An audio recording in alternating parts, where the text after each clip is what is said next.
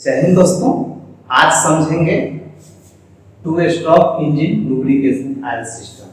Two stroke engine में lubrication कैसे होता है, उसमें कितने कंपोनेंट्स लगे होते हैं, वो कैसे काम करते हैं, कौन कौन सा कंपोनेंट्स का टेम्परेचर, विस्कोसिटी क्या है, लूब ऑयल का विस्कोसिटी क्या है, उसका टेम्परेचर कितना होना चाहिए, इसके बारे में बात करेंगे। ये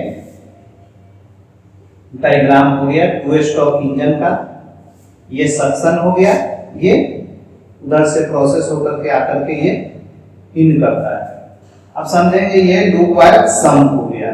लूब ऑयल सम से स्ट्रेनर के through pump suction from sump, यहां से सक करेगा, ये पंप सक करने के बाद मेन लूब ऑयल पंप एक प्रेशर जनरेट करता है। प्रेशर जनरेट करने के बाद ये आगे की ओर भेजेगा। आगे की ओर जब भेजेगा तो ये मेन लूब ऑयल फिल्टर में जाएगा और मेन लूब ऑयल फिल्टर से एक थ्री वे थर्मोस्टेटिक वाल्व में जाता है।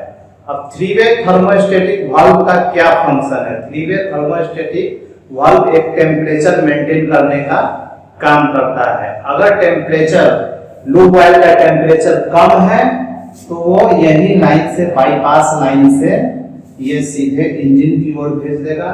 अगर टेम्परेचर ज्यादा होगा तो ये कूलर में ठंडा करके, कूलर के थ्रू जब ठंडा हो जाएगा, ठंडा होने के बाद ये लूब ऑयल यहाँ इंजन तक आएगा।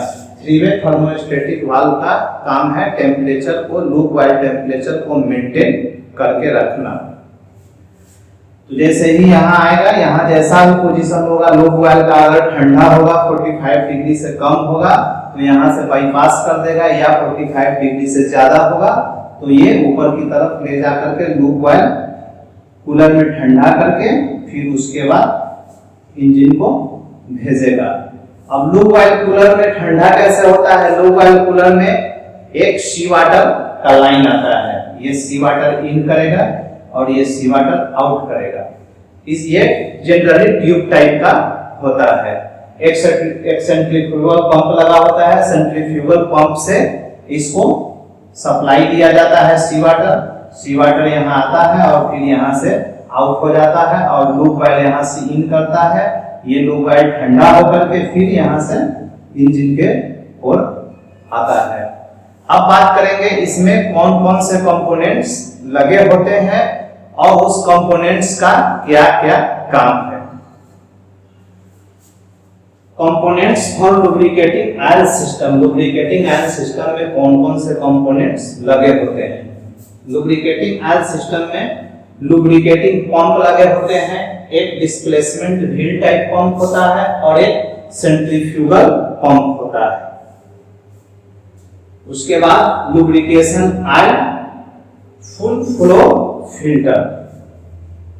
इसके बाद lubrication oil temperature control valve, जो यहां पर हम लोग डिस्कस कर रहे थे, थ्री वे थर्मोस्टेटिक वाल्व को लुब्रिकेशन टेम्परेचर कंट्रोल वाल्व भी बोला जाता है। उसके बाद है lubrication oil cooler. Lubricating oil cooler tube type का होता है, प्लेट टाइप का होता है, उसको हम लोग हीट एक्सचेंजर भी बोलते हैं। इसमें जनरली टिटेनियम का मटेरियल लगा हुआ होता है।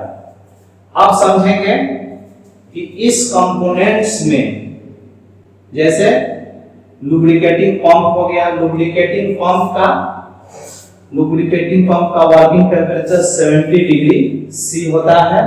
इसका विस्कोसिटी 75 एसटी है, एसटी एट 50 डिग्री सेंटीग्रेड, और डिलीवरी इसका जनरली 3.9 अप्रॉक्स होता है। उसके बाद आते हैं lubricating oil cooler. Lubricating oil cooler का जो पाइप टेम्परेचर होता है वो 45 डिग्री सी होता है। कूलिंग टेम्परेचर इनलेट सी वाटर में होगा तो 32 डिग्री सी होगा और फ्रेश वाटर में होगा तो 36 डिग्री सी होगा। उसके बाद आते हैं lubricating oil temperature valve. Lubricating oil temperature valve का रेंज है इनलेट टू इंजन। इंजन में अगर जाएगा तो 40 डिग्री सी होना चाहिए, 40 to 47 डिग्री सेंटीग्रेड होना चाहिए। ये लूब ऑयल का डायग्राम है, लूप वाइल कैसे जाता है और उसके बाद यहाँ ठंडा होकर के फिर ये लूप वाइल इंजन में कैसे आता है। आज के लिए इतना ही। जय हिंद।